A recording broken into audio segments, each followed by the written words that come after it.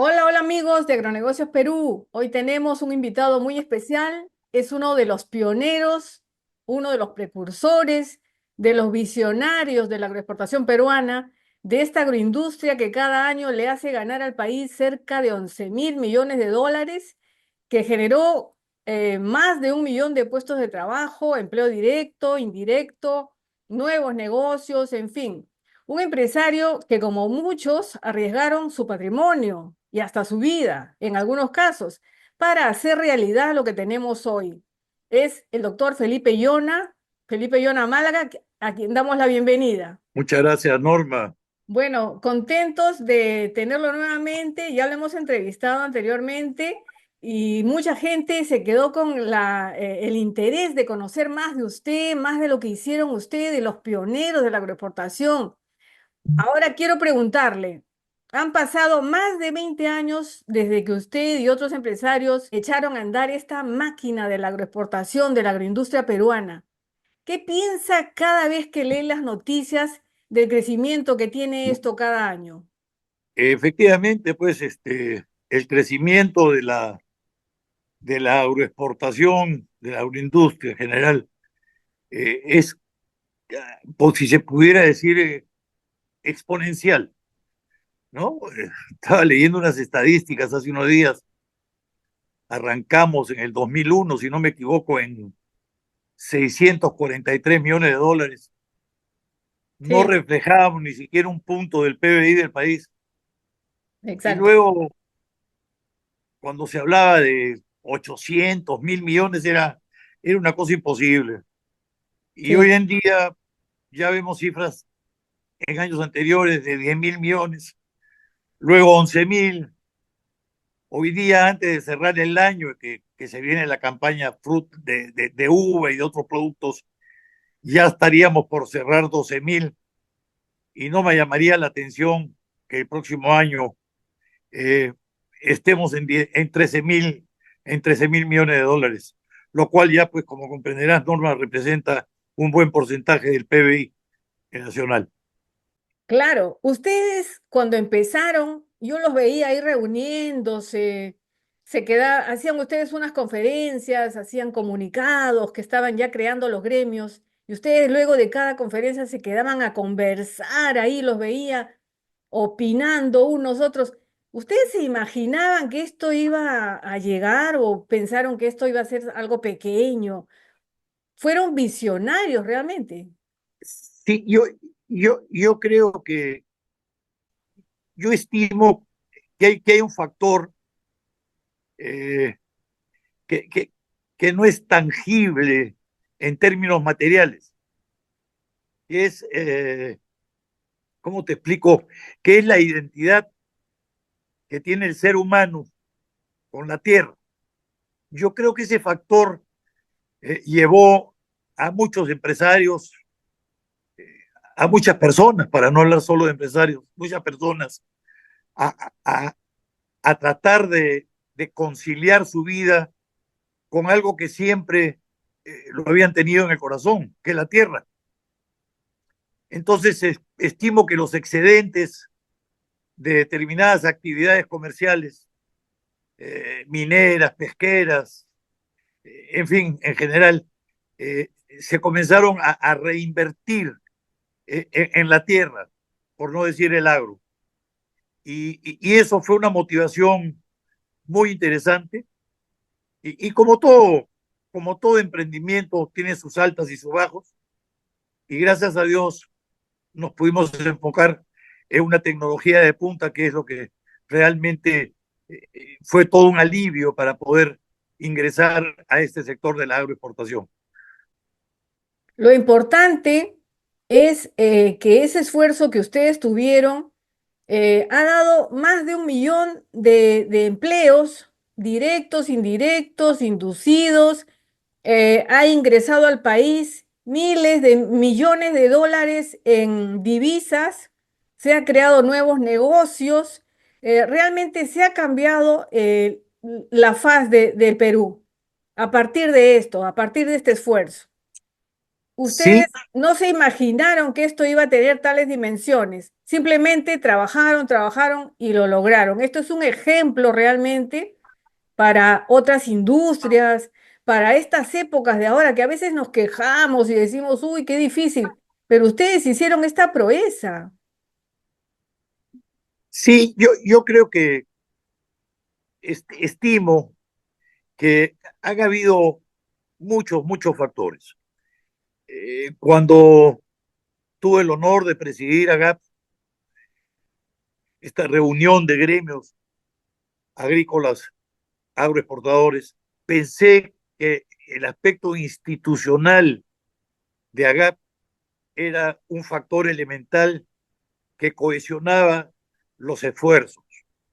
Al cohesionar los esfuerzos, Norma, en la vida en general, en cualquier actividad, incluso en la vida personal, eh, conlleva al éxito y muchas veces también a una derrota, no a un fracaso, porque el fracaso es absoluto. La derrota, hay dichos que vienen de la antigüedad, ¿no? Hemos perdido la batalla, mas no la guerra. Y en eso estamos, en un país crítico como el nuestro, tan difícil de gobernar. Existe un elemento que es primordial, que supera todas estas limitaciones. Y sin duda alguna es el empresario que pone el pecho, como lo he dicho anteriormente, pero hay un elemento que es, repito, primordial, que es el trabajador peruano. Sí. Eh, el trabajador peruano, sobre todo sin hacer distingo, por cierto, en la agricultura, es un individuo que además de trabajar un salario, tiene una connotación especial.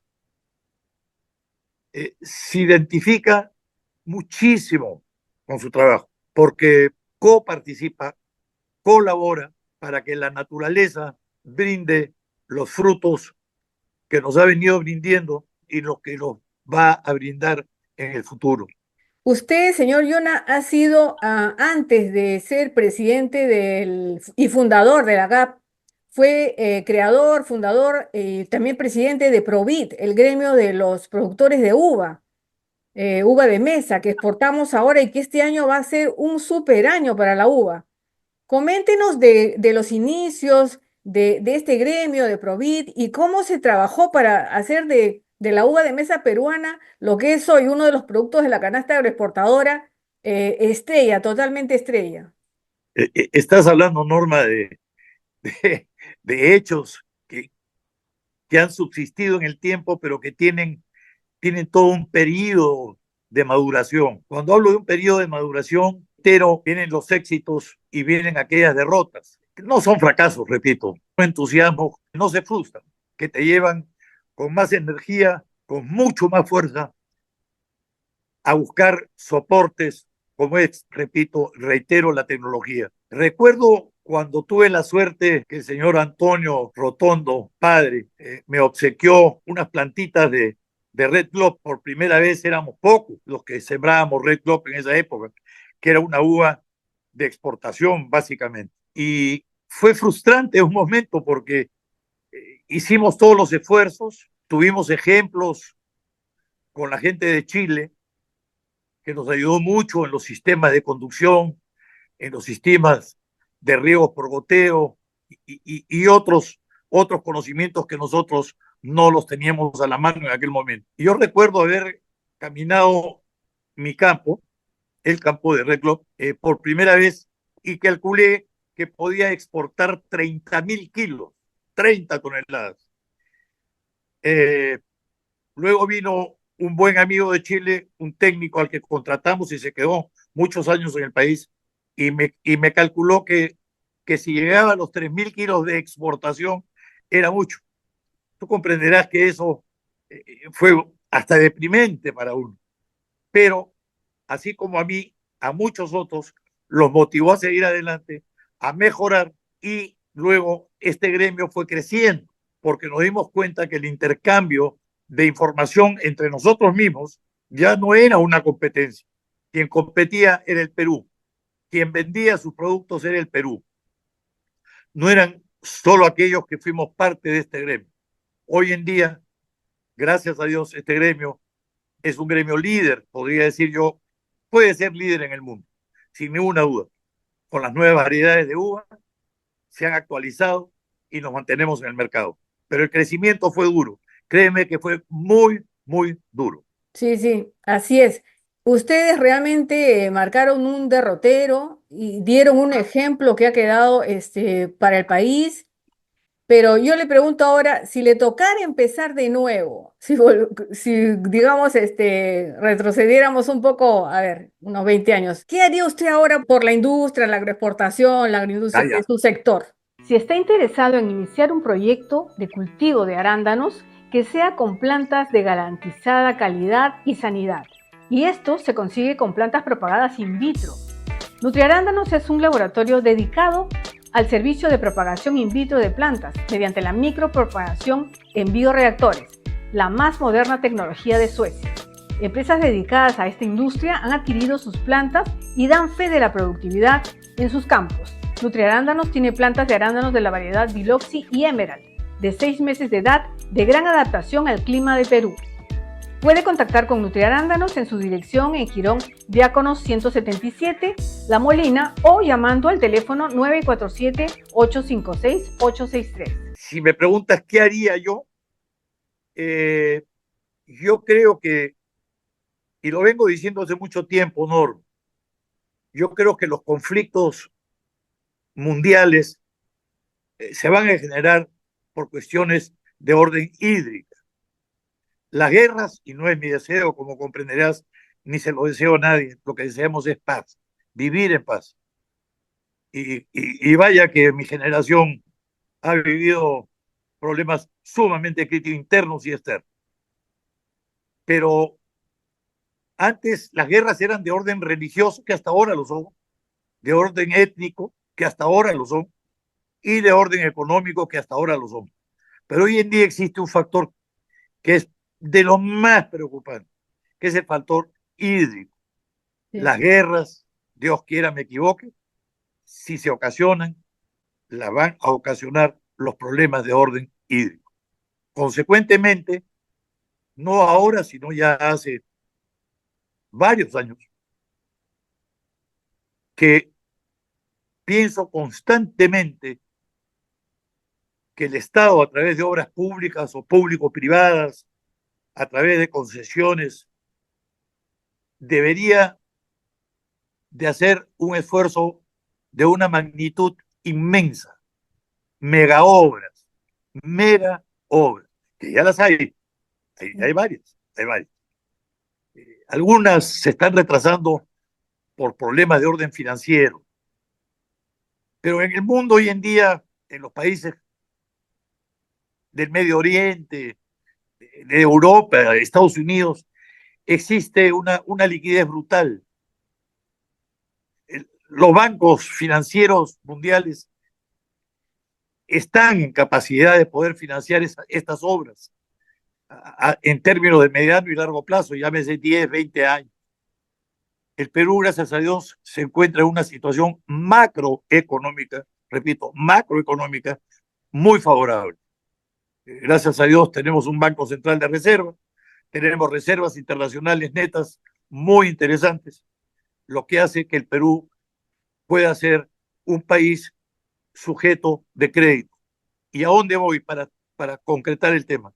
Se deben trasvasar los sectores hídricos que se van al oriente hacia la costa del Pacífico del Perú. Tenemos que irrigar no un desierto, todos los desiertos, Es porque está cierto. Sí, demostrado que es una cuestión hídrica. El manejo lo hacemos los seres humanos. Yo me sí, concentraría en eso, Norma.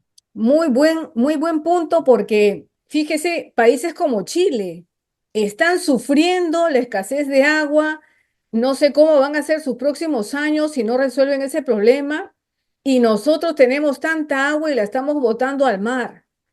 Ya es tiempo de encarar este problema, pero ya, como usted dice, de cara al futuro, porque es ahora cuando debemos pensar en los proyectos hidroenergéticos, ¿no? Que nos den agua y energía también, pero sobre todo ver en el futuro que con qué vamos a regar ese desierto que tenemos que hacer producir. Al hablar de los trasvases, que los hay, Sí, son obras, mega obras extraordinarias. Y si no, hay que ir al norte, hay que ir al sur y ver los túneles y los canales encementados. Es una maravilla. Y además generan su propia energía eléctrica, porque normalmente estas mega obras vienen con pequeñas o medianas centrales hidroeléctricas. Entonces, se aporta un infinito de factores positivos para un país como es el Perú. Pero ojo, no solo ahí, es también en la sierra. Quisiera explayarme un poquitito a la parte de la sierra porque es fundamental. sí, En sí, la sierra lo que faltan, más que diques tipo mega obras, son represas. Hay que represar el agua, Norma. así es. Otra cosa que hay que hacer cauces que traigan por gravedad el agua que del divorcio Aquarium de los Andes se va al oriente, manejarlos en curva de nivel hacia el lado del Pacífico, llámese en este caso hacia el lado de la Sierra Occidental. Sí. Y créeme, Norma, que con apoyo del Estado, en términos de asistencia técnica, semillas, genética, ganadería, la sierra puede y debe ser un emporio, sin la menor duda, pero naturalmente hay que trabajar. Es cierto, que ojalá que presten atención a esto que usted está mencionando, nuestras autoridades, nuestro gobierno, porque, y no solo eso, ¿no? Yo creo que todos los gobiernos, uno tras de otro, deben seguir planes de este tipo, ¿no? Y no que cada vez que cambiamos de gobierno, vienen con nuevas ideas y nuevos planes y se olvidan del anterior, etcétera. Eso es algo que nos falta. Estamos en estos momentos en una vorágine, si se puede decir de proyectos, de infraestructuras, se habla de trenes, estamos con el aeropuerto, etcétera, pero no debemos olvidar que esas obras hidroenergéticas deben, pues, definitivamente sí, echarse a andar, destrabarse los proyectos que están por ahí, por ejemplo, Majesiguas, ¿no? Todo el sur está esperando eso. Chavimochic 3, como dicen, Chinecas y otros tantos más, ¿no? Para el futuro. Sí, pero, pero hay algo que es fundamental, ¿no? Yo recuerdo en la época del gobierno de Fujimori, cuando se derogó la ley de reforma agraria, a mí me llamaron a don Oren Perimenti, gracias a Dios, a don Oren, conjuntamente con el doctor Armando Buendía de ICA, que para descanse, y un señor funcionario del Ministerio de Agricultura, para apoyar para que se genere una nueva ley agraria. Y yo recuerdo que yo la única condición que establecí para poder ser miembro de esta pequeñísima comisión, la propiedad agraria es un derecho real. La propiedad como tal no tiene distingos. No hay una propiedad minera, no hay una propiedad espacial. No, no, no. Hay derecho sobre la propiedad, pero la propiedad es la misma. Entonces, cuando diferenciamos la propiedad de mi casa, donde estoy yo sentado, de la propiedad de un fondo, no entiendo cuál es la diferencia. Entonces, lo que se tiene que ya promulgar es esta nueva ley de promoción agraria, que a mí me preocupa mucho. Mi buen amigo Gabriel Amaro, presidente de AGAP hoy en día, está haciendo un esfuerzo enorme, enorme, para que salga una ley que favorezca a la agricultura en general, no Sí, solo al empresario, al trabajador, pero que no sea, a lo que voy enorme, en resumen, tú no puedes regular una actividad económica mediante una ley. Es decir, tú no puedes decir mañana no hay inflación. No puedes. así Va a es. haber inflación. Mañana no hay depreciación. Sí, las cosas se deprecian, etcétera. A lo que voy es que la característica fundamental, fundamental norma de la ley es la permanencia en el tiempo. La agricultura necesita una ley de promoción agraria no menor de 20 años, Exactamente, sí, porque son inversiones que maduran a través de los 20 años y llegando a los 20 años comienza un proceso de depreciación. Yo recuerdo en la época que me tocaba viajar a Chile por cuestiones de AGAP o por cuestiones personales para instruirme de los conocimientos de aquella época, eh, eh, la ley de promoción agraria, cuando se promulgó, fue un factor decisivo para lo que hoy en día es el Perú. Y un gobierno como el del señor Sagasti decidió derogarla sí, y promulgó la 1330 33.0. ¿Qué generó eso? Un impasse en las inversiones. sí, Norma, los viveros en el Perú, y te lo digo porque lo conozco, hay muchísimos que han cerrado porque sí. no se ha abierto el horizonte para ampliar el sector agrario. ¿Qué es lo que hay que hacer? Con la intervención de todos aquellos que querramos poder incursionar en eso. La pequeña agricultura sí tiene salida, sí tiene solución, Sí, y no depender estrictamente del Estado. El sector privado puede y debe colaborar con la pequeña agricultura. Y la agricultura familiar, por supuesto que puede salir adelante. ¿Qué cosa es la agricultura familiar, Norma? Seamos claros. La agricultura familiar es aquella agricultura que produce bienes para el consumo propio. Y lo que no va al consumo propio, como puede ser animales o un poco de la cosecha, es para comprarle zapatos y uniformes al niño que va a un colegio en la sierra, en la puna. Pero esa agricultura familiar también hay que protegerla. el presidente del BCR ayer, anteayer en el CADE, en Arequipa, él ha observado que a lo largo de los años, del tiempo, hay una mirada hostil hacia los empresarios, ¿no? Desconociendo realmente lo que hay detrás de su trabajo, esfuerzo, sacrificio, muchas veces su patrimonio se pierde, se va una vida completa haciendo estos esfuerzos y estos trabajos, inversiones y se trata mal al empresario, no solo en el Perú, en muchos países, incluso en Europa también a lo largo de la historia, mencionó Julio Velarde, el presidente del BCR. Creo que esto también debe cambiar, porque haber derogado la ley de promoción agraria tuvo mucho de este sentimiento ahí, un resentimiento, una animadversión alimentada por el desconocimiento. ¿No? ¿Usted qué opina? Si es que usted ha sentido también a veces esa mirada hostil eh, de parte de algún sector de la sociedad contra los empresarios. Es una pregunta sutil, Norma, sutil, delicada, porque así como puedo yo reafirmarme como empresario, también puedo caer a un abismo de no haber sido consciente de ciertas circunstancias. Y la vida es así, la vida es así. Pero yo creo, en fin, es mi opinión,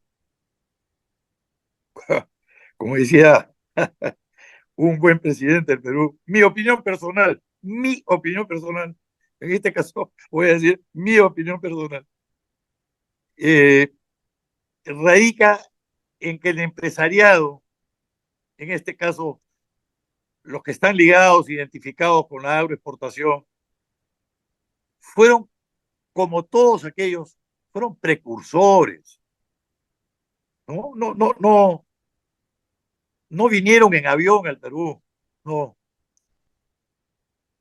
vinieron en botes de remo y fueron cambiando.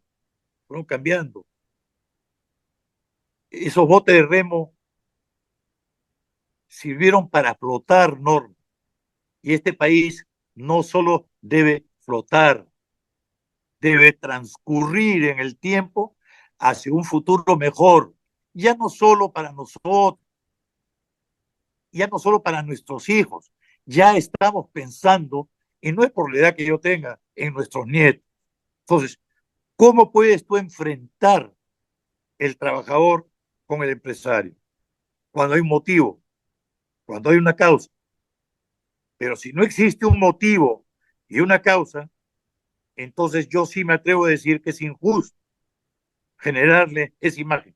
Y lo que sí también estimo que se debe hacer, creo que el empresariado debería de transmitir mucho más al trabajador agrario de lo que significa estas empresas.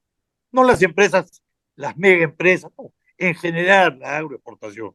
¿Cómo han cambiado las condiciones, normas, las condiciones de trabajo, las condiciones laborales, los controles, SUNAFIL, los controles, es decir, cada vez hay más controles y eso ha significado una mejoría, pero también una burocracia tremenda. Consecuentemente, en resumen, mi respuesta es, creo que es injusto y también creo que es justo para con aquellos empresarios que no son conscientes de su responsabilidad social. Bien, ya como para terminar nuestra entrevista, que espero sea una de las muchas que tengamos más adelante, porque Gracias. queremos escuchar sus consejos, señor Yona. ¿Cómo espera usted que sean los próximos años en el Perú? Eh, digamos el tema político, ¿no? Vamos entrando en ese tema. Ya, sí, es un tema complicado, muy, muy complicado. Es un tema conflictivo, que es lo que menos queremos desear en un país como el Perú. El campo político, estimo que si no se resuelve la cantidad de candidatos y se micro diluye el electorado, va a ser muy difícil. Creo, yo no voy contra la izquierda. Yo como demócrata lucho contra la izquierda con mis instrumentos de fuerza, de mis convicciones, así como la izquierda lucha por sus convicciones. Pero creo que no le hacen un gran favor al Perú los que no piensan en el país, sino piensan en esas raíces superficiales, esas raíces que no tienen connotación en nuestra realidad peruana, Norma. Vamos a tener que trabajar muy duro para consolidar el voto peruano, ya sea por un lado, para otro, para el medio, no sé, pero vamos a tener que consolidarlo muy, muy duro, muy duro. Claro, porque yo también considero que no podemos crecer si seguimos en el caos. Y un exceso de propuestas que se disparan para un lado, para otro, para un color y otro, etcétera, etcétera. No sabemos a dónde ir, no sabemos a quién elegir. Creo que es tiempo de unión, unidad, pensar con una bandera por delante, que es la bandera del país, y dejar los apetitos personales, ¿no? Que hay, de eso tenemos bastante ya, ¿no? Efectivamente, Norma, efectivamente. Hay tantas cosas por conversar. Yo sé que el espacio del tiempo en tu actividad siempre es limitada y bien aprovecho la oportunidad nuevamente para agradecerte. Ya a mi edad es importante, estimo yo, transmitir ciertas experiencias y sobre todo que tú las jalas con cuchara y hay que darlas. Muchas gracias. Bien, muchas gracias al doctor Felipe Llona, expresidente de AGAP, fundador de la AGAP, de Provid y uno de los pioneros, uno de los precursores de la agroexportación tan exitosa, la agroexportación peruana. Hasta una próxima oportunidad, lo seguiremos convocando para seguir escuchando sus consejos. Gracias. Bien, hasta pronto. Hasta pronto.